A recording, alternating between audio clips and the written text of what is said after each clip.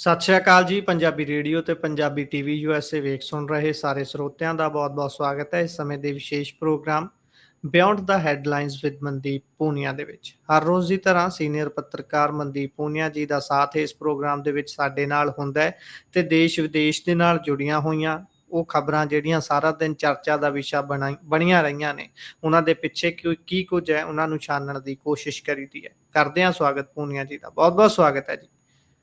ਜੀ ਸ਼ੁਕਰੀਆ। ਸਤਿ ਸ੍ਰੀ ਅਕਾਲ ਗੁਰਪ੍ਰੀਤ।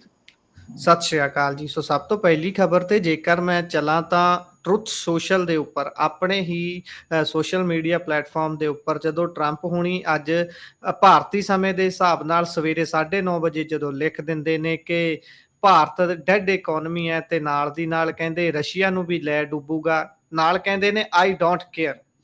ਇਹ ਸਾਰੀਆਂ ਚੀਜ਼ਾਂ ਨੂੰ ਆਪਾਂ ਅਮਰੀਕਾ ਦੇ ਸੰਦਰਭ ਤੋਂ ਤਾਂ ਹੁਣ ਤੋਂ ਕੁਝ ਸਮਾਂ ਬਾਅਦ ਜਦੋਂ ਅਪਡੇਟ ਅਮਰੀਕਾ ਪ੍ਰੋਗਰਾਮ ਹੋਊਗਾ ਉਸ 'ਚ ਸਮਝਾਂਗੇ, ਪਰ ਭਾਰਤੀ ਸੰਦਰਭ ਤੋਂ ਜੇ ਇਸ ਚੀਜ਼ ਨੂੰ ਸਮਝਣਾ ਹੋਵੇ, ਰਸ਼ੀਆ ਦੇ ਪੱਖ ਤੋਂ ਸਮਝਣਾ ਹੋਵੇ ਤਾਂ ਕੀ ਕਹੋਗੇ, ਇਸ ਨੂੰ ਕਿਵੇਂ ਲਿਆ ਜਾਣਾ ਚਾਹੀਦਾ ਹੈ? ਕਿਉਂਕਿ ਨਾਲ ਦੀ ਨਾਲ ਕੁਝ ਸਮਾਂ ਪਹਿਲਾਂ ਹੀ 25% ਟੈਰਿਫ ਵਾਲੀ ਗਾਜ ਹਾਲੇ ਡਿੱਗੀ ਹੈ ਭਾਰਤ ਤੇ। ਦੇਖੋ ਗੁਰਪ੍ਰੀਤ, ਇਹਦੇ 'ਚ ਮੈਂ ਬਿਨਾਂ ਕੋਈ ਓਪੀਨੀਅਨ ਦੇ ਇੱਕ ਵਾਰ ਫੈਕਟ ਰਿਪੋਰਟ ਕਰ ਦੇਣਾ ਤਾਂ ਕਿ ਆਪਣੇ ਦਰਸ਼ਕਾਂ ਨੂੰ ਘੱਟੋ ਘੱਟ ਖਬਰ ਦਾ ਪਤਾ ਲੱਗੇ।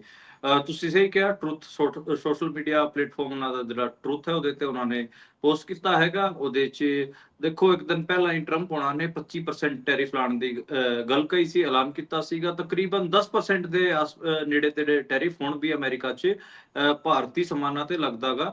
ਜੇ ਹੁਣ 25% ਹੋ ਜਾਊਗਾ ਤਾਂ ਓਬਵੀਅਸ ਹੀ ਗੱਲ ਹੈ ਕਿ ਜਿਹੜੇ ਇੰਡੀਆ ਦੇ ਗੁੱਡਸ ਹੈਗੇ ਆ ਉੱਥੇ ਜਿਹੜੇ ਸਮਾਨ ਉੱਥੇ ਪਹੁੰਚਦੇ ਨੇ ਅਮਰੀਕਾ ਦੀ ਮਾਰਕੀਟ 'ਚ ਉਹ ਮਹਿੰਗੇ ਹੋਣਗੇ। ਦੂਜੀ ਗੱਲ, ਇਹਨੂੰ ਪੂਰਾ ਕਿਤੇ ਨਾ ਕਿਤੇ ਸਾਰੇ ਮਾਮਲੇ ਨੂੰ ਰਸ਼ੀਆ ਨਾਲ ਜੋੜ ਕੇ ਕਰ ਰਿਹਾਗਾ। ਮਤਲਬ ਇੰਡੀਆ ਰਸ਼ੀਆ ਨਾਲ ਕੀ ਕਰਦਾਗਾ ਉਹਦੇ ਨਾਲ ਆਈ ਡੋਂਟ ਕੇਅਰ, ਮੈਨੂੰ ਕੋਈ ਲੈਣਾ ਦੇਣਾ ਨਹੀਂ, ਇਹ ਗੱਲ ਉਹਨਾਂ ਨੇ ਕਹੀ ਹੈ। ਉਹਨਾਂ ਨੇ ਇਹ ਵੀ ਕਹੀ ਹੈ ਕਿ ਮਤਲਬ ਉਦਾਂ ਵੀ ਅਮਰੀਕਾ ਤੇ ਜਿਹੜਾ ਆਪਾਂ ਕਹਿ ਲਈਏ ਕਿ ਰਸ਼ੀਆ ਕੋਈ ਵਪਾਰ ਵਗੈਰਾ ਕਰਦਾ ਨਹੀਂ। ਡੂਬਤੀ ਅਰਥ ਵਿਵਸਥਾ ਯਾਨੀ ਕਿ ਇਹ ਜਿਹੜੀ ਇੰਡੀਆ ਦੀ ਅਰਥ ਵਿਵਸਥਾ ਹੈਗੀ, ਇੰਡੀਆ ਦੀ ਇਕੋਨਮੀ ਡੁੱਬ ਰਹੀ ਹੈ, ਇਹ ਗੱਲ ਉਹਨਾਂ ਵੱਲੋਂ ਕਹੀ ਗਈ ਹੈ। ਤੇ ਇਹਦੇ ਤੇ ਰਾਹੁਲ ਗਾਂਧੀ ਨੇ ਵੀ ਕਿਹਾ ਕਿ ਜਿਹੜਾ ਟਰੰਪ ਹੋਣੀ ਕਹਿ ਰਹੇ ਨੇ ਇੰਡੀਅਨ ਇਕੋਨਮੀ ਮਰ ਚੁੱਕੀ ਹੈ, ਇਹ ਸਹੀ ਕਹਿ ਰਿਹਾ। ਮੋਦੀ ਨੂੰ ਛੱਡ ਕੇ ਅਤੇ ਇੰਡੀਆ ਦੇ ਫਾਈਨੈਂਸ ਮਿਨਿਸਟਰ ਨੂੰ ਛੱਡ ਕੇ ਇਹ ਗੱਲ ਸਾਰੇ ਦੁਨੀਆ ਨੂੰ ਪਤਾ ਹੈ ਕਿ ਇੰਡੀਆ ਦੀ ਜਿਹੜੀ ਇਕੋਨਮੀ ਹੈ ਉਹ ਡੁੱਬ ਰਹੀ ਹੈ। ਉਹਨਾਂ ਨੇ ਕਿਹਾ ਕਿ ਭਾਜਪਾ ਸਿਰਫ ਅਡਾਨੀ ਦੀ ਮਦਦ ਕਰਦੀ ਹੈ, ਇਹ ਅਡਾਨੀ ਦੀ ਮਦਦ ਕਰਨ ਦੇ ਚੱਕਰ 'ਚ ਇੰਡੀਆ ਦੀ ਇਕੋਨਮੀ ਮੋਦੀ ਹੋਣਾ ਨੇ ਬਿਠਾ ਲਈ ਹੈ, ਡੈਡ ਇਕੋਨਮੀ ਬਣਾ ਲਈ ਹੈ। ਇਹ ਰਾਹੁਲ ਗਾਂਧੀ ਨੇ ਵੀ ਇਹ ਗੱਲ ਕਹੀ ਹੈ। ਦੂਜਾ ਮਤਲਬ ਰਾਹੁਲ ਗਾਂਧੀ ਨੇ ਇੱਕ ਪੂਰਾ ਬਿਆਨ ਵੀ ਦਿੱਤਾ ਜਿਹਦੇ 'ਚ ਉਹਨਾਂ ਨੇ 3-4 ਚੀਜ਼ਾਂ ਗਿਣਾਈਆਂ। ਇੱਕ ਤਾਂ ਮੋਦੀ ਅਡਾਨੀ ਦੀ ਪਾਰਟਨਰਸ਼ਿਪ ਉਹਨਾਂ ਨੇ ਦੱਸਿਆ। ਦੂਜਾ ਉਹਨਾਂ ਨੇ ਦੱਸਿਆ ਕਿ ਨੋਟਬੰਦੀ ਅਤੇ ਜਿਹੜਾ GST ਦੀਆਂ ਖਾਮੀਆਂ ਸੀ ਇਸ ਕਰਕੇ। ਤੀਜਾ ਉਹਨਾਂ ਨੇ ਦੱਸਿਆ ਕਿ ਇਹ ਕਹਿੰਦੇ ਸੀਗੇ ਕਿ ਅਸੀਂ ਮੇਕ ਇਨ ਇੰਡੀਆ ਬਣਾਵਾਂਗੇ, ਪਰ ਉਹ ਅਸੈਂਬਲ ਇਨ ਇੰਡੀਆ ਬਣ ਕੇ ਰਹਿ ਗਿਆ, ਉਹ ਫੇਲ ਹੋ ਗਿਆ। ਮਤਲਬ ਤੁਸੀਂ ਬਾਹਰ ਤੋਂ ਸਮਾਨ ਲੈ ਕੇ ਇੱਥੇ ਅਸੈਂਬਲ ਕਰ ਰਹੇ ਹੋ। ਤੇ ਚੌਥਾ ਉਹਨਾਂ ਨੇ ਕਿਹਾ ਕਿ MSME ਯਾਨੀ ਕਿ ਜਿਹੜੇ ਛੋਟੇ ਅਤੇ ਮੱਧਮ ਇੰਡਸਟਰੀ ਸੀ, ਛੋਟੀ ਇੰਡਸਟਰੀ ਸੀ, ਉਹਨੂੰ ਖਤਮ ਕਰ ਦਿੱਤਾ ਗਿਆ। ਪੰਜਵਾਂ ਕਿਸਾਨਾਂ ਨੂੰ ਦਬਾ ਦਿੱਤਾ ਗਿਆ। ਇਹ 5 ਕਾਰਨ ਇਹਨਾਂ ਨੇ ਦੱਸੇ ਹੈਗੇ ਆ ਅਪੋਜੀਸ਼ਨ ਪਾਰਟੀਆਂ ਨੇ ਤੇ ਟਰੰਪ ਦੇ ਬਿਆਨ ਦਾ ਸਮਰਥਨ ਕੀਤਾ ਹੈ। ਹੁਣ ਦੇਖੋ ਕਈ ਅੱਡ-ਅੱਡ ਫਰੰਟ ਖੁੱਲੇ ਹੋਏ ਨੇ। ਇੱਕ ਫਰੰਟ ਇਹ ਵੀ ਹੈ ਕਿ ਪਾਕਿਸਤਾਨ ਦੀ ਮਦਦ ਅਮਰੀਕਾ ਕਰੂਗਾ। ਆਇਲ ਡੀਲ ਦੋਵਾਂ ਦੇ ਵਿੱਚ ਹੋਈ ਹੈ ਤੇ ਤੇਲ ਖੋਜਣ ਵਾਸਤੇ ਕੱਢਣ ਵਾਸਤੇ ਟਰੰਪ ਹੋਣੀ ਮਦਦ ਕਰਨਗੇ ਪਾਕਿਸਤਾਨ ਦੀ। ਤੇ ਟਰੰਪ ਨੇ ਸਟੇਟਮੈਂਟ ਵੀ ਦਿੱਤੀ ਹੈ ਕਿ ਪਤਾ ਇੱਕ ਦਿਨ ਜਿਹੜਾ ਪਾਕਿਸਤਾਨ ਹੈ ਉਹ ਭਾਰਤ ਨੂੰ ਤੇਲ ਵੀ ਵੇਚਣ ਲੱਗ ਜਾਵੇ। ਅਸੀਂ ਉਹਦੇ ਵਾਸਤੇ ਟਰਾਈ ਕਰ ਰਹੇ ਹਾਂ। ਅਸੀਂ ਪਾਕਿਸਤਾਨ ਦੇ ਨਾਲ ਇੱਕ ਡੀਲ ਫਾਈਨਲ ਕੀਤੀ ਜਿਹਦੇ 'ਚ ਅਮਰੀਕਾ ਪਾਕਿਸਤਾਨ ਮਿਲ ਕੇ ਇੱਕ ਵੱਡੇ ਤੇਲ ਭੰਡਾਰ ਦਾ ਵਿਕਾਸ ਕਰਨਗੇ। ਇਹ ਤੇਲ ਕੰਪਨੀ ਇੱਕ ਤੇਲ ਕੰਪਨੀ ਨੂੰ ਇਸ ਦੀ ਸਾਝੇਦਾਰੀ ਵਾਸਤੇ ਚੁਣਿਆ ਗਿਆ ਹੈਗਾ। ਸ਼ਾਇਦ ਇੱਕ ਦਿਨ ਉਹ ਪਾਕਿਸਤਾਨ ਵਾਲੇ ਭਾਰਤ ਨੂੰ ਵੀ ਤੇਲ ਵੇਚਣ, ਯਾਨੀ ਕਿ ਇੱਕ ਪਾਸੇ। ਦੂਜੇ ਪਾਸੇ ਫਿਰ ਇਹ ਵੀ ਹੈ ਕਿ ਮਤਲਬ ਜਿਵੇਂ ਐਪਲ ਨੂੰ ਡਰਾਇਆ ਗਿਆ। ਐਪਲ ਕਿਉਂਕਿ 78% ਜਿਹੜੇ ਅਮਰੀਕਨ ਮਾਰਕੀਟ 'ਚ ਐਪਲ ਆਈਫੋਨ ਵਿਕ ਰਹੇ ਨੇ ਉਹ ਇੰਡੀਆ ਮੇਡ ਨੇ। ਤੇ ਉਹ ਹਾਲਾਂਕਿ ਉਹਨਾਂ ਨੇ ਕੋਈ 25% ਟੈਰਿਫ ਲਾਇਆ ਨਹੀਂ ਹੈ, ਪਰ ਇੱਕ ਵਾਰ ਤਾਂ ਡਰਾਇਆ ਹੀ ਸੀ ਕਿ ਐਪਲ ਨੂੰ ਡਰਾਇਆ ਹੀ ਸੀ। ਤਾਂ ਇੱਕ ਪਾਸੇ ਉਹ ਵੀ ਮਤਲਬ ਆਪਾਂ ਮੰਨ ਕੇ ਚੱਲੀਏ ਕਿ ਉਹ ਫਰੰਟ ਵੀ ਖੋਲਿਆ ਹੋਇਆ ਹੈਗਾ ਕਿ ਜਿਹੜੇ ਇੰਡੀਆ ਦੇ ਵਿੱਚ ਮੈਨੂਫੈਕਚਰਿੰਗ ਕਰ ਰਹੇ ਨੇ ਅਮਰੀਕਨ, ਉਹਨਾਂ ਨੂੰ ਵੀ। ਫਿਰ ਇੱਕ ਫਰੰਟ ਇਹ ਖੋਲਿਆ ਹੋਇਆ ਹੈਗਾ ਟਰੰਪ ਨੇ ਕਿ 6 ਇੰਡੀਆ ਦੀ ਕੰਪਨੀਆਂ ਤੇ ਬੈਨ ਲਾ ਦਿੱਤਾ ਹੈ।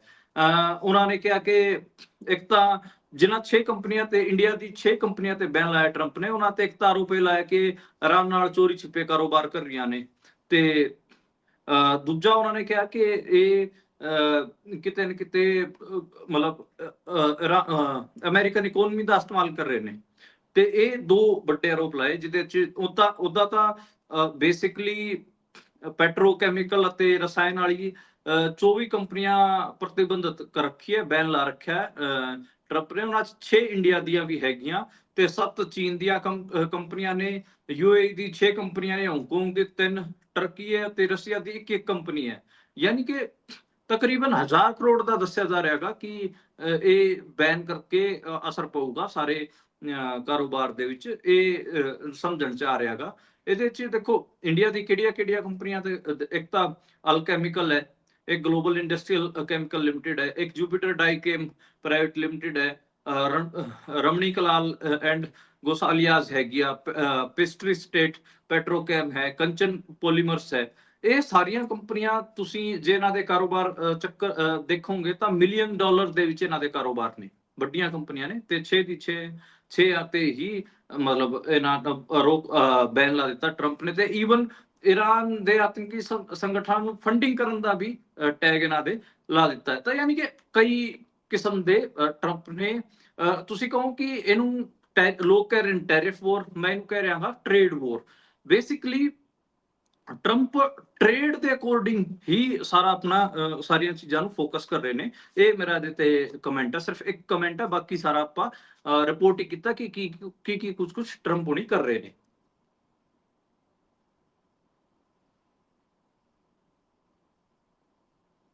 ਇਹਦੇ ਚ ਗੁਰਪ੍ਰੀਤ ਤੁਹਾਡੀ ਆਵਾਜ਼ ਨਹੀਂ ਆ ਰਹੀ, ਤੁਹਾਡੀ ਆਵਾਜ਼ ਕੱਟ ਰਹੀ ਹੈ।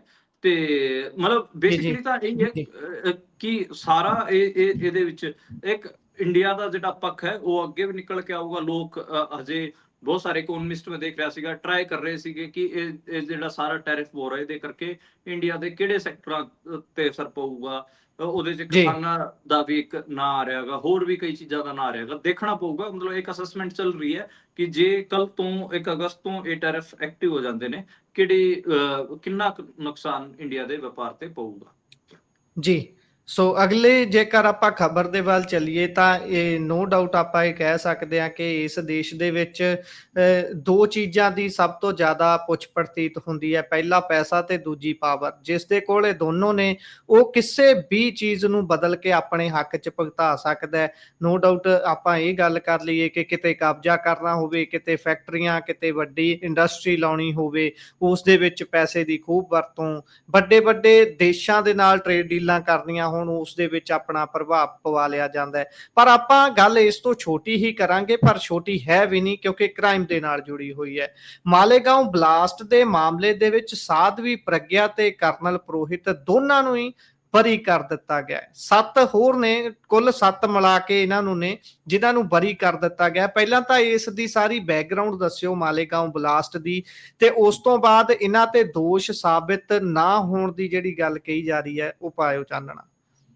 ਦੇਖੋ ਮਾਲੇਗਾਂਵ ਬਲਾਸਟ 2008 ਚ ਹੋਇਆ ਸੀਗਾ ਤੇ ਉਹ ਜਿਹੜਾ ਬਲਾਸਟ ਹੋਇਆ ਸੀ ਉਹਦੇ ਚ 6 ਲੋਕ ਮਾਰੇ ਗਏ ਸਨ ਤੇ ਤਕਰੀਬਨ 100 ਲੋਕ ਘਾਇਲ ਹੋਏ ਸੀਗੇ। ਤੇ ਇਹਦੇ ਚ ਹਿੰਦੂਤਵਾ ਸੰਗਠਨਾਂ ਦਾ ਨਾਂ ਆਇਆ ਸੀਗਾ। ਇਹਦੇ ਚ ਭਾਜਪਾ ਦੀ ਸਾਬਕਾ ਸਾਂਸਦ ਰਹੀ ਸਾਧਵੀ ਪ੍ਰਗਿਆ ਠਾਕਰ ਦਾ ਨਾਂ ਸੀਗਾ, ਕਰਨਲ ਪ੍ਰੋਹਿਤ ਦਾ ਨਾਂ ਸੀ, ਰਮੇਸ਼ ਉਪਾਧਿਆਏ, ਅਜੈ ਰਾਏਕਰ, ਸੁਧਾਕਰ ਚਤੁਰਵੇਦੀ, ਸਮੀਰ ਕੁਲਕਰਣੀ ਅਤੇ ਸੁਧਾਕਰ ਧਰਦਵੇਦੀ ਇਹਨਾਂ ਦਾ ਨਾਂ ਸੀਗਾ। ਤੇ ਇਹ ਕਿਤੇ ਨਾ ਕਿਤੇ NIA ਚ ਇਹਨਾਂ ਦਾ ਮਾਮਲਾ ਵੀ ਚੱਲ ਰਿਹਾ ਸੀਗਾ। 2014 ਤੋਂ ਪਹਿਲਾਂ ਇਹਨਾਂ ਨੂੰ ਜੇਲ੍ਹ 'ਚ ਰੱਖਿਆ ਗਿਆ, ਲੇਕਿਨ ਮੋਦੀ ਸਰਕਾਰ ਆਈ, ਇਹਨਾਂ ਨੂੰ ਜੇਲ੍ਹਾਂ ਤੋਂ ਬਾਹਰ ਕੱਢ ਦਿੱਤਾ ਗਿਆ। 2019 ਚ ਤਾਂ ਸਾਧਵੀ ਪ੍ਰਗਿਆ ਠਾਕਰ ਨੂੰ ਇੰਦੌਰ ਤੋਂ ਚੋਣ ਵੀ ਲੜਾਇਆ ਗਿਆ ਤੇ ਉਹਨੂੰ ਫਿਰ MP ਬਣਾ ਦਿੱਤਾ ਗਿਆ। ਤੇ ਇਹ ਇੱਕ ਬੈਕਗਰਾਉਂਡ ਹੈਗਾ ਇਸ ਕੇਸ ਦਾ। ਤੇ ਦੇਖੋ ਇਸ ਕੇਸ NIA ਦੀ ਕੋਰਟ ਦੇ ਵਿੱਚ ਇਹ ਕੇਸ ਚੱਲ ਰਿਹਾ ਸੀਗਾ, ਫਾਈਨਲ ਫੈਸਲਾ ਆਣਾ ਸੀਗਾ, ਰਿਜ਼ਰਵ ਰੱਖਿਆ ਸੀ। 2 ਦਿਨ ਪਹਿਲਾਂ ਹੀ ਅਮਿਤ ਸ਼ਾਹ ਨੇ ਇਹ ਕਿਹਾ ਕਿ ਹਿੰਦੂ ਤਾਂ ਆਤੰਕਵਾਦੀ ਹੋ ਹੀ ਨਹੀਂ ਸਕਦਾ, ਹਿੰਦੂ ਆਤੰਕਵਾਦ ਵਰਗੀ ਕੋਈ ਚੀਜ਼ ਹੀ ਨਹੀਂ ਹੈ। ਉਹ ਤੋਂ ਹੀ ਕਲੀਅਰ ਹੋ ਗਿਆ ਸੀਗਾ ਕਿ ਇਸ ਕੇਸ ਦਾ ਫੈਸਲਾ ਕੀ ਆਊਗਾ। ਬੇਸਿਕਲੀ ਜਦੋਂ ਇਹ ਕੇਸ ਹੋਇਆ ਸੀਗਾ ਉਸ ਟਾਈਮ ਬਹੁਤ ਸਾਰੇ ਬੁੱਧੀਜੀਵੀਆਂ ਨੇ, ਬਹੁਤ ਸਾਰੇ ਪਬਲਿਕ ਇੰਟੈਲੈਕਚੁਅਲ ਨੇ ਕਿਹਾ ਸੀਗਾ ਕਿ ਹਿੰਦੂਤਵਾ ਦੇ ਜਿਹੜੇ ਸੰਗਠਨ ਨੇ ਇਹ ਹਿੰਦੂ ਆਤੰਕਵਾਦ ਫੈਲਾ ਰਹੇ ਨੇ। ਇਹ ਮਾਈਨੋਰਟੀਜ਼ ਦੇ ਗਲੀਆਂ 'ਚ ਜਾ ਕੇ ਉਹ ਉੱਥੇ ਇਹ ਹੰਗਾਮਾ ਕਰਦੇ ਨੇ, ਦਹਿਸ਼ਤ ਫੈਲਾਉਂਦੇ ਨੇ, ਮਾਈਨੋਰਿਟੀਜ਼ ਦਾ ਕਤਲ ਕਰਦੇ ਨੇ, ਇਸ ਕਿਸਮ ਨਾਲ ਇਹਨੂੰ ਸਾਰੇ ਨੂੰ ਡਿਫਾਈਨ ਕੀਤਾ ਗਿਆ ਸੀਗਾ, ਸਾਰੇ ਮਾਮਲੇ ਨੂੰ। ਤੇ ਦੇਖੋ ਬੀਜੇਪੀ ਤਾਂ ਹਮੇਸ਼ਾ ਕਹਿੰਦੀ ਰਹੀ ਹਿੰਦੂ ਆਤੰਕਵਾਦ ਵਰਗੀ ਕੋਈ ਚੀਜ਼ ਹੀ ਨਹੀਂ ਹੈ, ਤੇ ਉਹ ਜੀ ਜਿੰਨੀ ਵੀ ਇੰਡੀਆ ਦੇ ਵਿੱਚ ਮਾਈਨੋਰਿਟੀਜ਼ ਹੈਗੀਆਂ, ਮੁਸਲਮਾਨਾਂ ਨੂੰ ਆਤੰਕਵਾਦੀ ਦੱਸਦੇ ਨੇ, ਸਿੱਖਾਂ ਨੂੰ ਆਤੰਕਵਾਦੀ ਦੱਸਦੇ ਨੇ, ਉਹ ਔਰ ਜਿੰਨੇ ਵੀ ਬਚਗੇ ਧਰਮ, ਖੁਦ ਉਹ ਜਿਹੜੇ ਮੈਜੋਰਿਟੀ ਵਾਲੇ ਹੈਗੇ ਉਹ ਕੋਈ ਆਤੰਕਵਾਦੀ ਨਹੀਂ ਹੈਗੇ, ਉਹ ਕੋਈ ਦੰਗਾ ਨਹੀਂ ਕਰਦੇ, ਕੋਈ ਫਸਾਦ ਨਹੀਂ ਕਰਦੇ, ਉਹ ਤਾਂ ਬਿਲਕੁਲ ਸਾਧ ਨੇ ਹੈ। ਤੇ ਬਾਕੀ ਜਿਹੜੇ ਜੀ ਘੱਟ ਗਿਣਤੀ ਦੇ ਜਿੰਨੇ ਵੀ ਧਰਮ ਨੇ ਉਹ ਸਾਰੇ ਆਤੰਕਵਾਦੀ ਨੇ। ਉਹ ਇਸ ਜੀ ਕਿਸਮ ਦਾ ਇਹ ਪ੍ਰਚਾਰ ਬੀਜੇਪੀ ਆਰਐਸਐਸ ਵੱਲੋਂ ਕੀਤਾ ਜਾਂਦਾ ਹੈਗਾ। ਤੁਸੀਂ ਯਾਦ ਕਰੋ ਜਦੋਂ ਸੈਸ਼ਨ ਚੱਲ ਰਿਹਾ ਸੀਗਾ, ਉਦੋਂ ਜਿਹੜਾ ਅਮਿਤ ਸ਼ਾਹ ਹੋਰੀ ਚੁਟਕੀ ਕਾਟ ਰਹੇ ਸੀਗੇ, ਚੁਟਕੀ ਲੈ ਰਹੇ ਜੀ ਸੀਗੇ ਬੇਸਿਕਲੀ ਆਪੋਜੀਸ਼ਨ ਦੇ ਆਗੂਆਂ ਤੇ। ਉਹ ਕਹਿ ਰਹੇ ਸੀਗੇ ਕਿ ਇਹਨਾਂ ਨੂੰ ਦਰਦ ਤਾਂ ਹੋ ਰਿਹਾਗਾ ਕਿਉਂਕਿ ਇਹਨਾਂ ਨੂੰ ਆਤੰਕਵਾਦੀਆਂ ਦਾ ਧਰਮ ਪਤਾ ਲੱਗ ਗਿਆ। ਠੀਕ ਹੈ, ਜੀ ਜਿਹੜੇ ਬੇਸਿਕਲੀ ਅਖਿਲੇਸ਼ ਯਾਦਵ ਤੋਂ ਜਿਹੜੀ ਚੁਟਕੀ ਲਈ ਸੀ। ਠੀਕ ਹੈ, ਤੇ ਅਖਿਲੇਸ਼ ਯਾਦਵ ਨੂੰ ਅਗਲੇ ਯੁੱਧ ਕਹਿੰਦੇ ਵੀ ਨੇ। ਤੇ ਇਹ ਜੀ ਤੁਸੀਂ ਮੰਨ ਸਕਦਾ ਸਮਝ ਰਹੇ ਹੋ। ਉਸੇ ਸੈਸ਼ਨ 'ਚ ਇੱਕ ਤਾਂ ਉਹ ਕਹਿ ਰਹੇ ਨੇ ਕਿ ਹਿੰਦੂ ਆਤੰਕਵਾਦ ਵਰਗੀ ਕੋਈ ਚੀਜ਼ ਹੀ ਨਹੀਂ ਹੈ, ਨਾ ਹਿੰਦੂ ਕਦੇ ਆਤੰਕਵਾਦੀ ਹੋ ਹੀ ਨਹੀਂ ਸਕਦਾ। ਦੂਜੇ ਪਾਸੇ ਉਹ ਮਾਈਨੋਰਿਟੀ ਨੂੰ, ਪੂਰੀ ਮਾਈਨੋਰਿਟੀ ਨੂੰ ਧਰਮ, ਟੈਰਰਿਜ਼ਮ ਅਤੇ ਰਿਲੀਜਨ ਨੂੰ ਮਿਲਾ ਕੇ ਟਾਰਗੇਟ ਕਰ ਰਹੇ ਨੇ। ਇਹ ਇਹਨਾਂ ਦੀ ਹਕੀਕਤ ਹੈ। ਖੈਰ ਫੈਸਲਾ ਇਹਨਾਂ ਦੇ ਹੱਕ 'ਚ ਆ ਗਿਆ ਹੈਗਾ, ਤੇ ਉਹਦੇ 'ਚ ਕੁਝ ਸਿਸਟਮੈਟਿਕ ਗੜਬੜੀਆਂ ਵੀ ਹੋਈਆਂ। ਪਹਿਲਾਂ ਤਾਂ ਮੈਂ ਜਿਹੜੇ ਇਹਦੇ ਤੇ ਸੱਤਾਰੂੜ ਅਤੇ ਵਿਪਕਸ਼ੀ ਆਗੂਆਂ ਦੇ ਬਿਆਨ ਆਏ, ਫਡਨਵੀਸ ਜਿਹੜੇ ਮਹਾਰਾਸ਼ਟਰ ਦੇ ਮੁੱਖ ਮੰਤਰੀ ਨੇ, ਮੁੱਖ ਮੰਤਰੀ ਹੈਗੇ ਤੇ ਇਹਨਾਂ ਦੇ ਮੁੱਖ ਆਗੂ ਨੇ, ਉਹਨਾਂ ਨੇ ਕਿਹਾ ਕਿ ਆਤੰਕਵਾਦ ਨਾ ਭਗਵਾ ਥਾ, ਨਾ ਹੈ, ਨਾ ਰਹੇਗਾ। ਤੇ ਇਹ ਇਹਨਾਂ ਦੀ ਪ੍ਰਤੀਕਿਰਿਆ ਹੈ। ਹਾਲਾਂਕਿ ਕਾਂਗਰਸ ਵੱਲੋਂ ਇਹਨੂੰ ਬੈਲੈਂਸ ਕੀਤਾ ਗਿਆ ਹੈਗਾ। ਦਿਗਵਿਜੇ ਸਿੰਘ ਨੇ ਕਿਹਾ ਕਿ ਆਤੰਕਵਾਦ ਦਾ ਕੋਈ ਧਰਮ ਨਹੀਂ ਹੁੰਦਾ।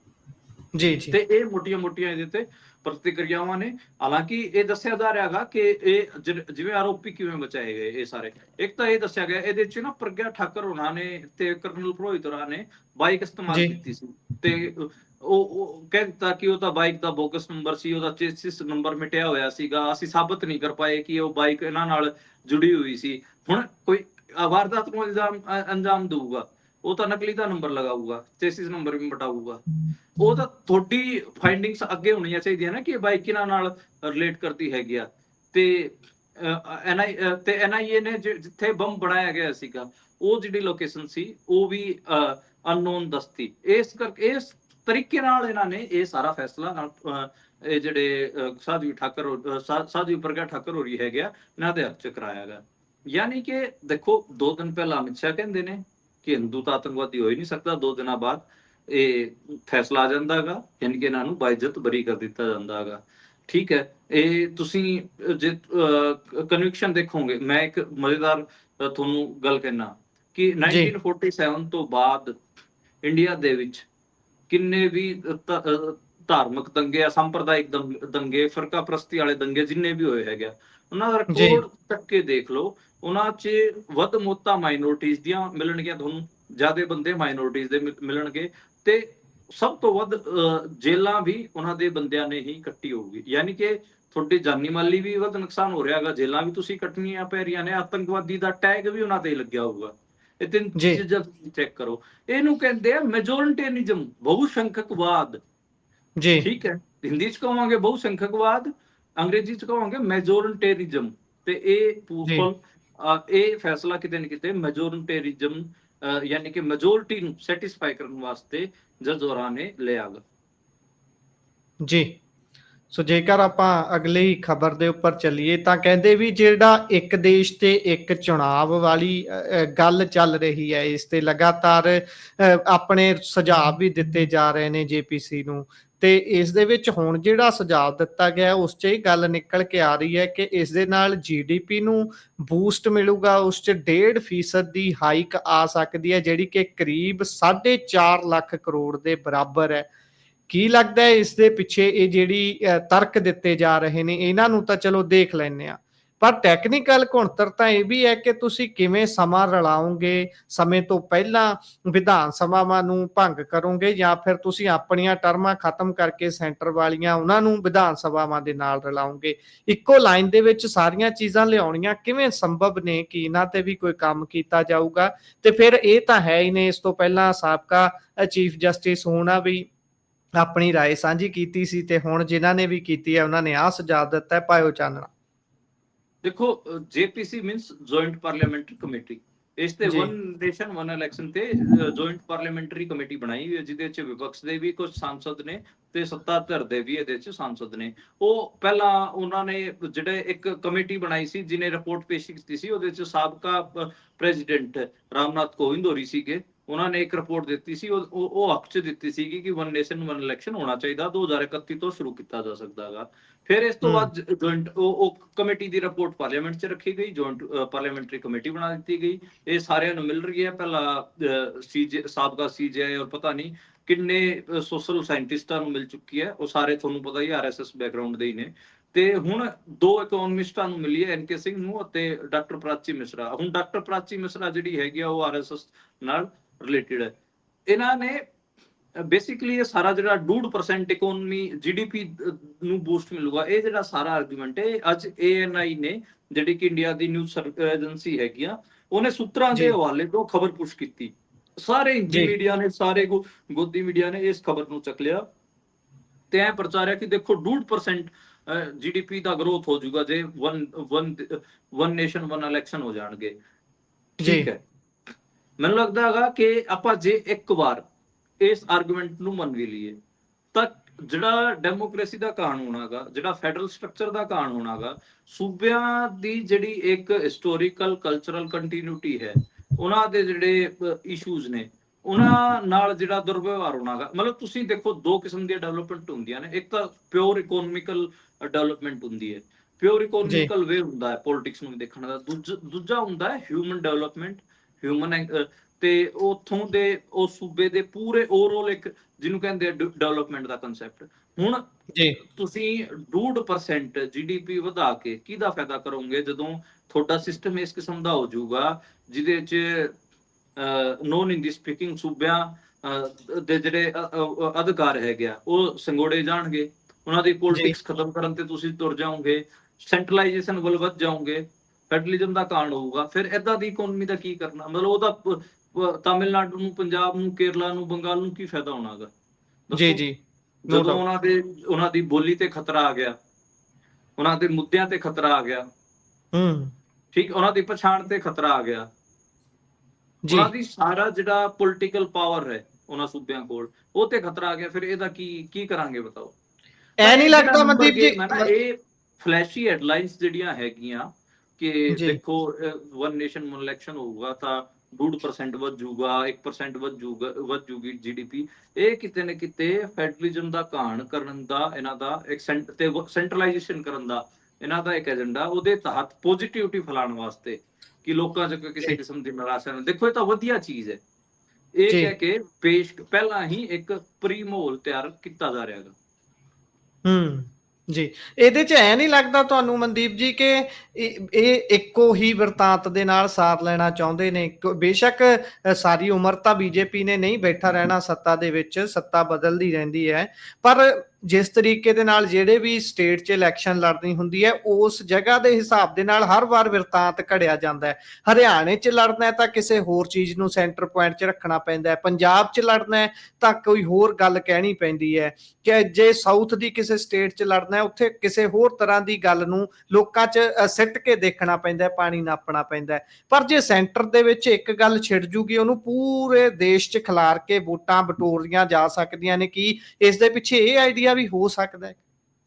ਦੇਖੋ ਇਹ ਤਾਂ ਹੈ ਹੀ ਕਿ ਮਤਲਬ ਇਸ਼ੂਜ਼ ਦੀ ਸੈਂਟਰਲਾਈਜੇਸ਼ਨ ਹੋ ਜੂਗੀ, ਜਿਹੜੇ ਸੂਬਿਆਂ ਦੇ ਆਪਣੇ ਅੱਡ ਦੋ ਮੁੱਦੇ ਹੁੰਦੇ ਨੇ, ਜਿਵੇਂ ਅਸੈਂਬਲੀ ਚੋਣਾਂ ਦੇ ਅੱਡ ਹੁੰਦੇ ਨੇ ਤੇ ਆਪਾਂ ਨੂੰ ਪਤਾ ਹੈ ਕਿ ਜਿਹੜੇ ਜਨਰਲ ਇਲੈਕਸ਼ਨਸ ਦੇ ਅੱਡ ਮੁੱਦੇ ਹੁੰਦੇ, ਵਿਧਾਨ ਸਭਾ ਦੇ ਅੱਡ ਮੁੱਦੇ ਹੁੰਦੇ, ਤੇ ਉਹ ਕਿਤੇ ਨਾ ਕਿਤੇ ਮਿਕਸ ਕਰਨ ਦੀ ਇੱਕ ਪੂਰੀ ਕੋਸ਼ਿਸ਼ ਤਾਂ ਹੈ ਹੀ ਇਹਦੇ ਚ ਕਿ ਜਿਹੜੀ ਇੱਕ ਸੈਂਟਰਲ ਥੀਮ, ਇੱਕੋ ਥੀਮ ਚੱਲੇ, ਉਹਦੇ ਤੇ ਹੀ ਲੋਕ ਡਿਸਾਈਡ ਕਰਨ ਕਿ ਵੋਟ ਕਿਹਨੂੰ ਦੇਣੀ ਹੈ ਕਿਹਨੂੰ ਨਹੀਂ ਦੇਣੀ ਹੈ। ਲੋਕ ਕਨਫਿਊਜ਼ ਹੋ ਜਾਣ ਦੋ ਚੀਜ਼ਾਂ 'ਚ, ਸੂਬੇ ਅਤੇ ਜਿਹੜੇ ਰਾਸ਼ਟਰ ਦੇ ਜਿਹੜੇ ਚੋਣ ਹੈਗੇ ਉਹਨਾਂ ਦੇ ਜਿਹੜੇ ਅੱਡ ਅੱਡ ਇਸ਼ੂ ਹੈਗੇ ਉਹਨਾਂ 'ਚ ਕਨਫਿਊਜ਼ ਹੋ ਜਾਣ ਤੇ ਉਸ ਕਨਫਿਊਜ਼ਨ 'ਚ ਅੱਗੇ ਵਧਣ, ਇਹ ਤਾਂ ਇੱਕ ਪੂਰੀ ਕੋਸ਼ਿਸ਼ ਹੈ ਹੀ। ਤੇ ਕਿਤੇ ਨਾ ਕਿਤੇ ਇਹਨਾਂ ਦਾ ਜਿਹੜਾ ਇੱਕ ਦੇਸ਼, ਇੱਕ ਭਾਸ਼ਾ, ਇੱਕ ਧਰਮ, ਉਹ ਜਿਹੜਾ ਸਾਰਾ ਕਨਸੈਪਟ ਹੈ ਹਿੰਦੀ, ਹਿੰਦੂ, ਹਿੰਦੁਸਤਾਨ, ਉਹ ਨੈਰੇਟਿਵ ਨੂੰ ਪੁਸ਼ ਕਰਨ 'ਚ ਇਹਨਾਂ ਨੂੰ ਆਸਾਨੀ ਹੋਊਗੀ। ਜੀ। ਸੋ ਇਹ ਜੇਕਰ ਮੈਂ ਅਗਲੀ ਖਬਰ ਤੇ ਚੱਲਿਆ ਤਾਂ ਅਜਨਾਲਾ ਦੇ ਵਾਲਾ ਜਿਹੜਾ ਮਾਮਲਾ ਸੀ, ਅਜਨਾਲਾ ਕਾਂਡ ਜਿਸ ਨੂੰ ਕਹਿੰਦੇ ਨੇ, ਅੰਮ੍ਰਿਤਪਾਲ ਸਿੰਘ ਹੁਣਾਂ ਦੇ ਨਾਲ ਜੋੜ ਕੇ ਇਸ ਨੂੰ ਸ਼ਿਫਟ ਕਰ ਦਿੱਤਾ ਗਿਆ ਅੰਮ੍ਰਿਤਸਰ ਦੇ ਵਿੱਚ ਜੀ। ਤੇ ਅੱਜ ਇੱਕ ਹੋਰ ਬੜਾ ਦਿਲਚਸਪ ਪਹਿਲੂ ਦੇਖਣ ਨੂੰ ਮਿਲਿਆ, ਜਦੋਂ ਪ੍ਰਧਾਨ ਮੰਤਰੀ, ਜਿਸ ਦਾ ਨਾਮ ਭਗਵੰਤ ਸਿੰਘ ਹੀ ਹੈ, ਉਸ ਨੂੰ ਜਦੋਂ ਪੇਸ਼ੀ ਦੇ ਲਈ ਲਿਆਂਦਾ ਜਾ ਰਿਹਾ ਸੀ ਤਾਂ ਉਸਨੇ ਇੱਕ ਸਰਕਾਰ ਦਾ ਬਿਰਤਾਂਤ ਭੰਨਿਆ। ਉਹ ਕਹਿ ਰਿਹਾ ਸੀ ਕਿ ਅੰਮ੍ਰਿਤਪਾਲ ਸਿੰਘ ਦੇ ਖਿਲਾਫ ਨਸ਼ੇ ਵਾਲਾ ਬਿਆਨ ਸਾਡੇ ਕੋਲੋਂ ਧੱਕੇ ਨਾਲ ਕੁੱਟਮਾਰ ਕਰਕੇ ਦਵਾਇਆ ਗਿਆ, ਤੇ ਕਹਿੰਦਾ ਕਿ 1000 ਤੋਂ ਜ਼ਿਆਦਾ ਦਸਤਖਤ ਕਰਾਏ ਗਏ ਨੇ। ਹਾਂਜੀ, ਇਹ ਗੱਲ ਸਹੀ ਕਹਿ ਰਹੇ ਹੋ ਕਿ ਬਹੁਤ ਸਾਰੇ ਪੇਜਾਂ ਤੇ ਉਹਨਾਂ ਨੇ ਇੱਕ ਬਿਆਨ ਦਿੱਤਾ ਹੈ ਪ੍ਰਧਾਨ ਮੰਤਰੀ ਬਾਜੇ ਕਿ ਉਹਨਾਂ ਦੇ ਨਾਂ ਨਾਲ ਜਾਣਿਆ ਜਾਂਦਾ, ਸੋਸ਼ਲ ਮੀਡੀਆ ਤੇ ਖਾਸੇ ਚਰਚਿਤ ਰਹੇ ਨੇ ਇਸ ਤੋਂ ਪਹਿਲਾਂ। ਤੇ ਅਜਨਾਲਾ ਵਾਲੇ ਕੋਰਟ ਨੂੰ ਅੰਮ੍ਰਿਤਸਰ ਸ਼ਿਫਟ ਕਰ ਦਿੱਤਾ ਗਿਆ ਹੈਗਾ। 9 ਜਿਹੜੇ ਉਹਨਾਂ ਦੇ ਸਾਥੀ ਸੀਗੇ ਜਿਹੜੇ ਉਸ ਕੇਸ 'ਚ ਕੇਸਵਾਰ ਨੇ, ਅਤੇ ਕੁੱਲ ਇਹਦੇ 'ਚ ਐਕਿਊਜ਼ 39 ਬਣਾਏ ਹੋਏ ਆ ਕਿ ਅੱਜ ਕੋਰਟ 'ਚ ਪੇਸ਼ ਹੋਣ ਦੇ ਉਹਨਾਂ ਨੂੰ ਆਦੇਸ਼ ਦਿੱਤੇ ਗਏ ਸੀ। ਤੇ ਜਿਹੜੀ FIR ਨੰਬਰ 39/2023 ਸੀਗੀ, ਤੇ ਉਹ ਹੁਣ ਕਿਤੇ ਨਾ ਕਿਤੇ ਅਜਨਾਲਾ ਪੁਲਿਸ ਸਟੇਸ਼ਨ 'ਚ ਦਰਜ ਹੈਗੀ ਆ, ਤੇ ਉਹਦਾ ਸਾਰਾ ਜਿਹੜਾ ਟ੍ਰਾਇਲ ਹੈਗਾ ਹੁਣ ਆਪਾਂ ਦੇਖਾਂਗੇ ਕਿ ਅੰਮ੍ਰਿਤਸਰ ਚੱਲੂਗਾ। ਜਦੋਂ ਪ੍ਰਧਾਨ ਮੰਤਰੀ ਬਾਜੇਕੀ ਨੂੰ ਲੈ ਕੇ ਜਾ ਰਹੇ ਸੀਗੇ, ਉਦੋਂ ਉਹਨਾਂ ਨੇ ਰਾਜ ਕਰੇਗਾ ਖਾਲਸਾ ਨਾਂ ਤੋਂ ਇੱਕ ਨਾਰਾ ਲਾਇਆ। ਉਸ ਤੋਂ ਬਾਅਦ ਉਹਨਾਂ ਨੇ ਬੋਲਣਾ ਸ਼ੁਰੂ ਕੀਤਾ ਕਿ ਇਹ ਜਿਹੜੇ ਇਲਜ਼ਾਮ ਲਾਏ ਜਾ ਰਹੇ ਨੇ ਭਾਈ ਸਾਹਿਬ ਤੇ, ਯਾਨੀ ਕਿ ਭਾਈ ਸਾਹਿਬ ਦਾ ਕਹਿਣ ਦਾ ਭਾਵ ਸੀਗਾ ਅੰਮ੍ਰਿਤਪਾਲ ਸਿੰਘ ਹੋਣਾ ਤੇ, ਨਸ਼ਾ ਕਰਦਾ ਹੈਗਾ, ਇਹ ਕਰਦਾਗਾ, ਉਹ ਬਿਲਕੁਲ ਝੂਠ ਨੇ। ਸਾਨੂੰ ਕੁੱਟਿਆ ਗਿਆ ਹੈਗਾ, ਸਾਡੇ ਤੋਂ ਹਜ਼ਾਰਾਂ ਪੇਪਰਾਂ ਤੇ ਸਾਈਨ ਕਰਾਏ ਗਏ ਨੇ। ਨਸ਼ੇ ਵਾਲੇ ਜਿਹੜੇ ਬਿਆਨ ਹੈਗੇ, ਕੁੜੀਆਂ ਵਾਲੇ ਜਿਹੜੇ ਬਿਆਨ ਹੈਗੇ, ਉਹ ਸਾਰੇ ਗਲਤ ਨੇ, ਸਾਥੋਂ ਧੱਕੇ ਨਾਲ ਦਵਾਏ ਗਏ ਨੇ। ਯਾਨੀ ਕਿ ਇਹ ਮਤਲਬ ਸਾਰਾ ਮਾਮਲਾ ਹੈਗਾ। ਬਾਕੀ ਅੱਜ ਜਿਹੜੇ 39 ਐਕਿਊਜ਼ ਸੀਗੇ ਉਹਨਾਂ ਨੂੰ ਅੱਜ ਅਦਾਲਤ 'ਚ ਪੇਸ਼ ਕੀਤਾ ਗਿਆ ਸੀਗਾ, ਤੇ ਇਹ ਅੱਜ ਪੂਰਾ ਮਾਮਲਾ ਹੈਗਾ ਜੀ। ਬਾਕੀ ਸਿਰਫ ਅੰਮ੍ਰਿਤਪਾਲ ਸਿੰਘ ਹੋਣੀ ਹੁਣ NSA ਉਹਨਾਂ ਤੇ ਲੱਗਿਆ ਹੋਇਆ ਤੇ ਡਿਬਰੂਗੜ੍ਹ ਜੇਲ੍ਹ 'ਚ ਹੈਗੇ, ਬਾਕੀਆਂ ਨੂੰ ਪੰਜਾਬ ਉਹਨਾਂ ਦੇ ਅੰਮ੍ਰਿਤਸਰ 'ਚ ਟ੍ਰਾਇਲ ਚੱਲਣਗੇ। ਤੇ ਇਹ ਮਤਲਬ ਇਹਦੇ 'ਚ ਮੋਟੀ ਆਪਾਂ ਕਹਿ ਲਈਏ ਕਿ ਅਪਡੇਟ ਹੈਗੀ ਆ। ਬਾਕੀ ਜਦੋਂ ਸੁਪਰੀਮ ਕੋਰਟ ਵਾਲੀ ਗੱਲ ਆਊਗੀ, ਸੁਪਰੀਮ ਕੋਰਟ 'ਚ ਜਿਹੜੀ ਪਟੀਸ਼ਨ ਫਾਈਲ ਕੀਤੀ ਜਾਊਗੀ, ਉਦੋਂ ਆਪਾਂ ਉਹਦੇ ਬਾਰੇ ਵੀ ਗੱਲ ਕਰਾਂਗੇ ਜੀ। ਸੋ ਉਧਰ ਪੰਜਾਬ ਦੇ ਕਾਂਗਰਸੀ ਵਿਧਾਇਕ ਦੀਆਂ ਮੁਸ਼ਕਲਾਂ ਵਧੀਆਂ ਨੇ, ਕਿਹੜੇ ਨੇ ਵਿਧਾਇਕ ਤੇ ਕੀ ਗੱਲਬਾਤ ਹੈ ਸਾਰੀ? ਸ਼ਾਇਦ ਖਹਿਰਾ ਜੀ ਹੋਣਗੇ। ਹਾਂਜੀ, ਸੁਖਪਾਲ ਖਹਿਰਾ, ਬਿਲਕੁਲ ਤੁਸੀਂ ਸਹੀ ਪਛਾਣਿਆ। ਤੇ ਆਫਟਰ ਵਿਕਰਮਜੀਤ ਸਿੰਘ ਮਜੀਠੀਆ, ਸੁਖਪਾਲ ਸਿੰਘ ਖਹਿਰਾ ਉਹਨਾਂ ਦਾ ਨਾਂ ਉੱਭਰ ਕੇ ਆ ਰਿਹਾ ਹੈਗਾ। ਪ੍ਰਗਟ ਸਿੰਘ, ਚਰਨਜੀਤ ਸਿੰਘ ਚੰਨੀ, ਇਹਨਾਂ ਦੇ ਨਾਂ ਵੀ ਚੱਲਦੇ ਰਹਿੰਦੇ ਨੇ ਕਿ ਇਹਨਾਂ ਨੂੰ ਵੀ ਅਗਲੇ ਮਤਲਬ ਖੇਡ ਕਰਨਗੇ, ਸਕਾਰ ਖੇਡਣਗੇ ਇਹਨਾਂ ਦਾ ਵੀ। ਤੇ ਇਸ ਤੋਂ ਪਹਿਲਾਂ ਭਾਰਤ ਭੂਸ਼ਣ ਆਸੂ ਜਿਹੜੇ ਕਿ ਲੁਧਿਆਣਾ ਵੈਸਟ ਤੋਂ ਕੈਂਡੀਡੇਟ ਸੀਗੇ, ਉਹ ਵੀ ਜੇਲ੍ਹ ਕੱਟ ਚੁੱਕੇ ਨੇ ਕਾਂਗਰਸ ਦੇ। ਖੈਰ, ਸੁਖਪਾਲ ਸਿੰਘ ਖਹਿਰਾ ਨੂੰ ਨੋਟਿਸ ਭੇਜਿਆ ਗਿਆ ਹੈਗਾ, ਤੇ ਉਹਨਾਂ ਦੇ ਜਿਹੜੇ OSD ਨੇ, ਭਗਵੰਤ ਮਾਨ ਦੇ OSD ਰਾਜਵੀਰ ਸਿੰਘ, ਉਹਨਾਂ ਨੇ ਇੱਕ ਬੇਸਿਕਲੀ ਇੱਕ ਵੀਡੀਓ ਜਾਰੀ ਕੀਤੀ ਸੀ ਕਿ ਜਿਹਦੇ 'ਚ ਉਹਨਾਂ ਨੇ ਮਤਲਬ ਦਿਖਾਇਆ ਸੀਗਾ ਕਿ ਕਿਵੇਂ ਲੈਵਿਸ਼ ਲਾਈਫ ਸਟਾਈਲ ਜਿਉ ਰਹੇ ਸੀਗੇ ਰਾਜਵੀਰ ਸਿੰਘ ਹੋਣੀ। ਜਿਹੜੀ ਰੇਂਜ ਰੋਵਰ 2-2.5 ਕਰੋੜ ਦੀ ਰੇਂਜ ਰੋਵਰ ਗੱਡੀ ਹੈਗੀ ਆ, ਉਹਦੇ 'ਚ ਫਿਰ ਰਹੇ ਸੀਗੇ, ਤੇ ਉਹ ਉਹਨਾਂ ਦਾ ਘਰ ਵਗੈਰਾ ਵੀ ਦਿਖਾਇਆ ਗਿਆ ਕਿ ਕਿੱਡਾ ਉਹਨਾਂ ਨੇ ਫਾਰਮ ਹਾਊਸ ਬਣਾਇਆ ਹੋਇਆ, ਘਰ ਬਣਾਇਆ ਹੋਇਆ। ਉਹ ਸਾਰਾ ਮਾਮਲਾ ਸੀ। ਉਹਦੇ 'ਚ ਫਿਰ ਸੁਖਪਾਲ ਸਿੰਘ ਖਹਿਰਾ ਦੇ ਉਲਟ ਉਹਨਾਂ ਨੇ ਮਾਨਹਾਨੀ ਦਾ ਨੋਟਿਸ ਭੇਜਿਆ ਸੀਗਾ। ਹੁਣ ਕੋਰਟ ਨੇ ਵੀ ਉਹਦੇ ਤੇ ਨੋਟਿਸ ਭੇਜਿਆ ਗਿਆ, ਤੇ ਰਾਜਵੀਰ ਸਿੰਘ ਉਹਨਾਂ ਦਾ ਕਹਿਣਾ ਹੈ ਕਿ ਖਹਿਰਾ ਉਹਨਾਂ ਦੇ ਖਿਲਾਫ ਝੂਠੇ, ਬੇਬੁਨਿਆਦ ਅਤੇ ਮਨ ਘੜਤ ਆਰੋਪ ਲਾ ਰਹੇ ਨੇ, ਜਿਸ ਕਰਕੇ ਉਹਨਾਂ ਦੀ ਛਵੀ ਖਰਾਬ ਹੋ ਰਹੀ ਹੈ। ਦੇਖੋ ਹੁਣ ਬਣਦਾ ਕੀ ਹੈ। ਬਾਕੀ ਮਤਲਬ ਕੋਰਟ ਨੇ ਮਾਨਹਾਨੀ ਦਾ ਜਿਹੜਾ ਮਾਮਲਾ ਉਹ ਦਾਇਰ ਕਰ ਉਹਦੇ 'ਚ ਸੁਖਪਾਲ ਖਹਿਰਾ ਦੇ ਖਿਲਾਫ ਨੋਟਿਸ ਭੇਜ ਦਿੱਤਾ ਹੈ। ਬਾਕੀ 11 ਅਗਸਤ ਨੂੰ ਇਸ ਕੇਸ ਦੀ ਸੁਣਵਾਈ ਹੋਣੀ ਹੈ। 11 ਅਗਸਤ ਨੂੰ ਪਤਾ ਲੱਗੂਗਾ ਕਿ ਕੋਰਟ ਅੱਗੇ ਇਸ 'ਚ ਕੀ ਫੈਸਲਾ ਕਰਦਾ ਵਾ। ਮਤਲਬ ਮੈਂ ਤਾਂ ਅੱਜ ਪੰਜਾਬ ਦੇ ਬਹੁਤ ਸਾਰੇ ਪੱਤਰਕਾਰ ਬੈਠੇ ਸੀਗੇ, ਇਸ ਕਿਸਮ ਦੇ ਪੱਤਰਕਾਰ ਵੀ ਬੈਠੇ ਸੀ ਜਿਹੜੇ ਕਿ ਐਡਵਰਟਾਈਜ਼ਮੈਂਟ ਲੈਂਦੇ ਨੇ ਸੋਸ਼ਲ ਮੀਡੀਆ ਦੇ ਪੱਤਰਕਾਰ ਪੰਜਾਬ ਸਰਕਾਰ ਤੋਂ। ਮੈਂ ਉਹਨਾਂ ਨਾਲ ਇਹ ਸੁਖਪਾਲ ਖਹਿਰਾ ਦਾ ਕੇਸ ਡਿਸਕਸ ਕਰਿਆ ਸੀਗਾ। ਕਹਿੰਦੇ ਬਾਈ ਜੀ, ਸਾਨੂੰ ਬਹੁਤ ਸਟ੍ਰਿਕਟਲੀ ਇਨਸਟਰਕਸ਼ਨਸ ਹੈਗੀਆਂ, ਜੇ ਅਸੀਂ ਸੁਖਪਾਲ ਖਹਿਰਾ ਦਾ ਕੁਝ ਵੀ ਚਲਾ ਦਿੱਤਾ ਤੇ ਸਾਡੀ ਐਡ ਬੰਦ ਹੋ ਜਾਊਗੀ, ਇੰਨਾ ਸਿੱਧਾ ਸਾਨੂੰ ਕਿਹਾ ਹੋਇਆ ਹੈਗਾ। ਤੇ ਪ੍ਰਗਟ ਸਿੰਘ ਦਾ, ਚਰਨਜੀਤ ਚੰਨੀ ਦਾ, ਸੁਖਬੀਰ ਬਾਦਲ ਦਾ, ਅਸੀਂ ਕੋਈ ਵੀ ਇਹਨਾਂ ਦੀ ਪ੍ਰੈਸ ਕਾਨਫਰੰਸ ਵੀ ਜੇ ਚਲਾਈ ਤੇ ਸਾਡੀ ਐਡ ਬੰਦ ਕਰਨ ਵਾਸਤੇ ਇਹ ਫੋਨ ਕਰ ਦਿੰਦੇ ਨੇ ਕਿ ਹਟਾਉਂਦੇ ਹੋ ਜਾਂ ਫਿਰ ਤੁਹਾਡੀ ਐਡ ਬੰਦ ਕਰੀਏ। ਇੰਨੀ ਧਮਕੀ ਵਾਲਾ ਸਿਸਟਮ ਕਰ ਰੱਖਿਆ। ਯਾਨੀ ਕਿ ਮੀਡੀਆ ਤੇ, ਪੰਜਾਬ 'ਚ ਮੀਡੀਆ ਤੇ ਅੱਜ ਤੱਕ ਸਭ ਤੋਂ ਵੱਧ ਸਕੰਜਾ ਜੇ ਕਿਸੇ ਨੇ ਕੱਸਿਆ ਹੈਗਾ ਤੇ ਆਮ ਆਦਮੀ ਨੇ ਕੱਸਿਆ ਹੈਗਾ। ਇਸ ਕਰਕੇ ਇਹ ਜਿਹੜੀ ਸੁਖਪਾਲ ਖਹਿਰਾ ਤੇ ਆਪਾਂ ਖਬਰ ਵੀ ਇਸੇ ਕਰਕੇ ਲਈ, ਨਾ ਤਾਂ ਕਾਂਗਰਸ ਦਾ ਵਿਧਾਇਕ ਹੈ, ਉਹਦੀ ਪਰਸਨਲ ਬਿਆਨਬਾਜ਼ੀਆਂ ਤੋਂ ਸਾਨੂੰ ਕੀ ਲੈਣਾ ਦੇਣਾ, ਪਰ ਅਸੀਂ ਇਸ ਕਰਕੇ ਲਈ ਕਿਉਂਕਿ ਇਸ ਬੰਦੇ ਦੀ ਖਬਰ ਹੋਰ ਕੋਈ ਨਹੀਂ ਚੱਕ ਰਿਹਾ। ਖਾਸ ਕਰ ਜੀ ਪੰਜਾਬ ਦੇ ਸੋਸ਼ਲ ਮੀਡੀਆ ਵਾਲੇ, ਉਹ ਸੋਸ਼ਲ ਮੀਡੀਆ ਵਾਲੇ ਪੱਤਰਕਾਰ ਜਿਹੜੇ ਕਿ ਪੰਜਾਬ ਸਰਕਾਰ ਨਾਲ ਰਜਿਸਟਰਡ ਨੇ ਐਡਵਰਟਾਈਜ਼ਮੈਂਟ ਵਾਸਤੇ। ਬਾਕੀ ਵੀ ਵਿਰੋਧੀ ਧਿਰ, ਕਿਹੜਾ ਵਿਰੋਧੀ ਧਿਰ ਦੀ ਭੂਮਿਕਾ ਦੇ ਵਿੱਚ ਹੈ? ਕੋਈ ਵਿਰੋਧੀ ਧਿਰ ਭੂਮਿਕਾ ਨਿਭਾ ਹੀ ਨਹੀਂ ਰਹੀ। ਅੰਦਰ ਦਾ ਆਪਣਾ ਕਾਟੋ ਕਲੇਸ਼ ਇਹਨਾਂ ਦਾ ਮੁੱਕ ਨਹੀਂ ਰਿਹਾ। ਜੇਕਰ ਕੋਈ ਗੱਲ ਕਰ ਰਿਹਾ, ਚਲੋ ਉਹਦੀ ਗੱਲ ਸਾਡਾ ਫਰਜ਼ ਹੈ ਲੋਕਾਂ ਤੱਕ ਲੈ ਕੇ ਜਾਣਾ ਕਿ ਕਹਿ ਕੀ ਰਿਹਾ ਵਿਅਕਤੀ। ਫਿਰ ਜਦੋਂ ਸਰਕਾਰ ਜਵਾਬ ਦਊਗੀ, ਸਰਕਾਰ ਦੀ ਗੱਲ ਵੀ ਕਰ ਦਿਆਂਗੇ, ਕਿਉਂਕਿ ਸਾਡਾ ਤਾਂ ਫਰਜ਼ ਹੈ ਮੀਡੀਏਟਰ ਦੀ ਭੂਮਿਕਾ 'ਚ ਰਹਿਣਾ, ਵੀ ਉਧਰੋਂ ਗੱਲ ਆਈ ਇੱਧਰ ਕਰ ਲਈ, ਇੱਧਰੋਂ ਆਈ ਤੇ ਉੱਧਰ ਕਰ ਲਈ। ਜਨਤਾ ਨੂੰ ਪਤਾ ਲੱਗਣਾ ਚਾਹੀਦਾ ਵਾਪਰ ਕੀ ਰਿਹਾ। ਗੁਰਪ੍ਰੀਤ ਦੇਖੋ, ਸਾਡਾ ਫਰਜ਼ ਧਰਾਤਲ ਕੀ ਤੇ ਹੈ, ਕੀ ਵਾਪਰ ਰਿਹਾ? ਜੀ ਜੀ। ਸਾਡਾ ਫਰਜ਼ ਇਹ ਹੈ ਕਿ ਜਦ ਸਰਕਾਰ ਕਹੇ ਕਿ ਮੀਂਹ ਪੈ ਰਿਹਾਗਾ, ਤੇ ਸਾਡਾ ਫਰਜ਼ ਹੈ ਕਿ ਅਸੀਂ ਖਿੜਕੀ ਖੋਲੀਏ, ਚੈੱਕ ਕਰੀਏ ਕਿ ਮੀਂਹ ਪੈ ਰਿਹਾ ਨਹੀਂ, ਤੇ ਲੋਕਾਂ ਨੂੰ ਦੱਸੀਏ। ਅਸੀਂ ਇਹ ਨਹੀਂ ਖਹਿਰੇ ਵਾਰੀ ਵੀ ਫਿਰ ਐਂ ਹੀ ਸਕਦੇ, ਕਰਨਾ ਆਪਾਂ।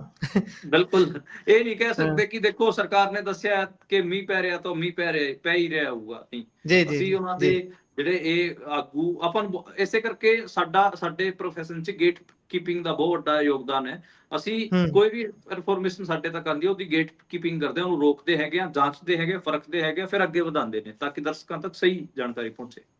ਖੈਰ, ਜੀ। ਅੱਗੇ ਪਰ ਅੱਜ ਕੱਲ ਗੇਟ ਕੀਪਿੰਗ ਘੱਟ ਹੀ ਚੱਲਦੀ ਹੈ। ਅੱਜ ਕੱਲ ਤਾਂ ਸਿੱਧਾ ਆਊਟ ਸ਼ਾਊਟ ਵਾਲਾ ਕੰਮ ਹੈ ਭਾਈ, ਜਾਂ ਤਾਂ ਬਾਲ ਤੇ ਛੱਕਾ ਤੇ ਜਾਂ ਫਿਰ 0 ਤੇ ਆਊਟ। ਚਲੋ ਅੱਗੇ ਚੱਲਦੇ ਆ। ਉਧਰ ਮੋਗਾ ਦੇ ਵਿੱਚ ਸਸਪੈਂਡ ਮਹਿਲਾ SHO ਸੀ ਜਿਹੜੀ, ਉਸ ਨੂੰ ਭਗੌੜਾ ਐਲਾਨ ਦਿੱਤਾ ਗਿਆ ਹੈ। ਨਸ਼ਾ ਤਸਕਰੀ ਤੇ 5 ਲੱਖ ਲੈ ਕੇ ਛੱਡਣ ਦਾ ਮਾਮਲਾ ਸੀ। ਹਾਂਜੀ, ਉਹ ਅਰਸ਼ਪ੍ਰੀਤ ਕੌਰ ਨਾਂ ਦੀ SHO ਸੀ, ਤੇ 9 ਮਹੀਨੇ ਪਹਿਲੇ ਉਹ ਸਸਪੈਂਡ ਕੀਤੀ ਗਈ ਸੀ। 5 ਲੱਖ ਰੁਪਏ ਲੈ ਕੇ ਉਹਨੇ ਨਸ਼ਾ ਤਸਕਰ ਛੱਡ ਦਿੱਤਾ ਗਿਆ ਸੀ।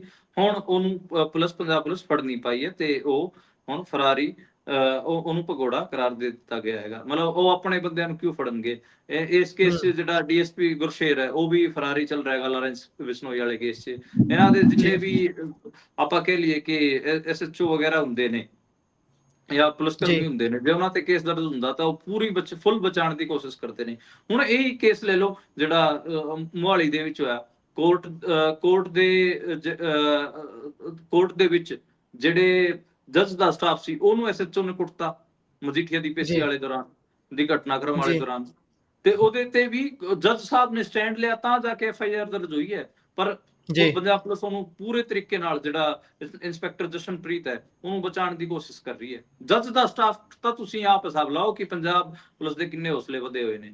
ਤਾਂ ਇਹ ਤਾਂ ਐਂ ਹੀ ਕਰਨਗੇ, ਕਦੇ ਨਸ਼ੇ ਤਸਕਰਾਂ ਨੂੰ ਛੱਡਣਗੇ, ਕਦੇ ਜੱਜ ਦੇ ਸਟਾਫ ਨੂੰ ਕੁੱਟ ਦੇਣਗੇ, ਕਦੇ ਕਿਸੇ ਕਰਨਲ ਦੇ ਬੇਟੇ ਨੂੰ ਤੇ ਕਰਨਲ ਨੂੰ ਕੁੱਟ ਦੇਣਗੇ, ਤੇ ਕਿਤੇ ਜਾ ਕੇ ਕੋਈ ਫੇਕ ਐਨਕਾਊਂਟਰ ਕਰਾਉਣਗੇ। ਮਤਲਬ ਅੱਜ ਦੇ ਟਾਈਮ ਪੰਜਾਬ ਇੱਕ ਪੁਲਿਸ ਸਟੇਟ ਬਣਿਆ ਹੋਇਆ ਹੈਗਾ, ਠੀਕ ਹੈ, ਜਿਹਦੇ 'ਚ ਕਿਤੇ ਨਾ ਕਿਤੇ ਪੁਲਿਸ ਜੋ ਕੁਝ ਕਰ ਰਹੀ ਹੈ ਉਹ ਸਾਰਾ ਆਪਣੇ ਸਾਹਮਣੇ ਹੀ, ਅੱਖਾਂ ਸਾਹਮਣੇ। ਤੇ ਜਿਹੜੀ ਪੁਲਿਸ ਜੋ ਕੁਝ ਵੀ ਕਰ ਰਹੀ ਹੈ ਉਹਦੇ ਤੇ ਮਤਲਬ ਸਾਰਾ ਸਿਸਟਮ ਹੈ ਉਹ ਅੱਖਾਂ ਮੁੰਦੇ ਬੈਠਾ ਹੈਗਾ। ਜੀ ਜੀ, ਅੱਖਾਂ ਤਾਂ ਜ਼ਰੂਰ ਸਾਰੇ ਬੰਦ ਕਰੀ ਬੈਠੇ ਨੇ। ਕੋਈ ਵੀ ਇਸ ਚੀਜ਼ ਤੇ ਬੋਲਣਾ ਨਹੀਂ ਚਾਹੁੰਦਾ, ਕਿਉਂਕਿ ਪੁਲਿਸ ਤੋਂ ਸ਼ਾਇਦ ਹਰ ਕਿਸੇ ਨੂੰ ਡਰ ਲੱਗਦਾ। ਜੇਕਰ ਕਿਸੇ ਨਾਲ ਗੱਲ ਵੀ ਕਰਨੀ ਚਾਹੋ, ਉਹ ਕਹਿੰਦੇ ਨੇ ਕਿ ਕੋਈ ਹੋਰ ਮੁੱਦੇ ਤੇ ਹੈ ਗੱਲ ਕਰਨੀ ਹੈ ਤਾਂ ਕਰ ਲਓ, ਆਪਾਂ ਇਹ ਮੁੱਦੇ ਤੇ ਕਿਉਂ ਗੱਲ ਕਰਨੀ ਹੈ, ਜ਼ਿਆਦਾ ਖਲਾਰਾ ਪੈ ਜਾਂਦਾ ਹੈ। ਤੇ ਉਧਰ ਬੇਅਦਬੀ ਕਾਨੂੰਨ ਬਣਾਉਣ ਦੇ ਲਈ 1 ਮਹੀਨੇ ਦੇ ਵਿੱਚ ਸੁਝਾਅ ਦੇਣ ਦੇ ਲਈ ਅੱਜ ਜਾਰੀ ਕੀਤੇ ਗਏ ਨੇ ਨੰਬਰ ਈਮੇਲਸ। ਹਾਂਜੀ, ਅੱਜ ਜਾਰੀ ਕਰ ਦਿੱਤਾ ਗਿਆ। 31 ਅਗਸਤ ਤੱਕ ਜਿਹੜੀ ਡੇਟ ਹੈ ਉਹ ਅਨਾਉਂਸ ਕੀਤੀ ਗਈ ਹੈ ਕਿ 31 ਅਗਸਤ ਆਖਰੀ ਡੇਟ ਹੋਊਗੀ, ਤੇ ਉਦੋਂ ਤੱਕ ਪੰਜਾਬ ਵਿਧਾਨ ਸਭਾ ਨੂੰ ਜਿਹੜੇ ਵੀ ਇਹ ਜਿਹੜੀ ਸਿਲੈਕਟ ਕਮੇਟੀ ਹੈ ਉਹਨੂੰ ਜੋ ਕੁਝ ਵੀ ਸੁਝਾਅ ਹੈਗਾ ਉਹ ਤੁਸੀਂ ਭੇਜ ਸਕਦੇ ਹੋ। ਹਲਕੇ ਦੇ ਵਿਧਾਇਕ, ਈਮੇਲ, WhatsApp, ਡਾਕ, 4 ਤਰੀਕੇ ਦੱਸੇ ਗਏ ਹੈਗੇ ਆ, ਤੇ 6 ਮਹੀਨਿਆਂ ਅੰਦਰ ਹੀ ਪੂਰਾ ਕਾਨੂੰਨ ਡਰਾਫਟ ਕਰਨ ਦਾ ਸਮਾਂ ਕਮੇਟੀ ਨੂੰ ਦਿੱਤਾ ਗਿਆ ਹੈਗਾ। ਤੇ 1 ਮਹੀਨਾ, ਜਿਹੜਾ ਪਹਿਲਾ ਮਹੀਨਾ ਹੈ, ਇਹ ਜਿਹੜੇ ਲੋਕ ਸੁਝਾਅ ਦੇਣਾ ਚਾਹੁੰਦੇ ਨੇ ਉਹਨਾਂ ਵਾਸਤੇ ਰੱਖਿਆ ਗਿਆ ਹੈਗਾ। ਤੇ ਇਹ ਮੋਟਾ-ਮੋਟਾ ਇਸ 'ਚ ਅਪਡੇਟ ਹੈਗਾ। ਤੇ ਪੰਜਾਬ ਸਰਕਾਰ ਨੇ ਜਿਹੜਾ ਪਵਿੱਤਰ ਧਾਰਮਿਕ ਗ੍ਰੰਥ ਬਿੱਲ 2025 ਉਹ ਜਿਹੜਾ ਪੇਸ਼ ਕੀਤਾ ਸੀਗਾ, ਉਹਦੇ 'ਚ ਸੁਝਾਅ ਦੱਸ ਸਕਦੇ ਹੋ, ਜਾਂ ਫਿਰ ਉਹ ਕਿਵੇਂ ਡਰਾਫਟ ਹੋਊਗਾ, ਉਹਦੇ 'ਚ ਜੋ ਕੁਝ ਵੀ ਭੇਜਣਾ ਹੋਏ ਤਾਂ 31 ਅਗਸਤ ਤੱਕ ਦਾ ਟਾਈਮ ਇਸ ਕਮੇਟੀ ਨੇ ਪੇਸ਼ ਕੀਤਾ ਹੈਗਾ, ਸਿਲੈਕਟ ਕਮੇਟੀ ਨੇ। ਜੀ, ਇਸੇ ਦੇ ਨਾਲ ਪ੍ਰੋਗਰਾਮ ਦਾ ਸਮਾਂ ਇੱਥੇ ਹੀ ਸਮਾਪਤ ਹੁੰਦਾ ਹੈ। ਤੁਸੀਂ ਜੁੜੇ ਜਾਣਕਾਰੀਆਂ ਸਾਂਝੀਆਂ ਕੀਤੀਆਂ, ਬਹੁਤ ਬਹੁਤ ਧੰਨਵਾਦ ਜੀ। ਸਤਿ ਸ਼੍ਰੀ ਅਕਾਲ। ਸਤਿ ਸ਼੍ਰੀ ਅਕਾਲ ਜੀ, ਸ਼ੁਕਰੀਆ।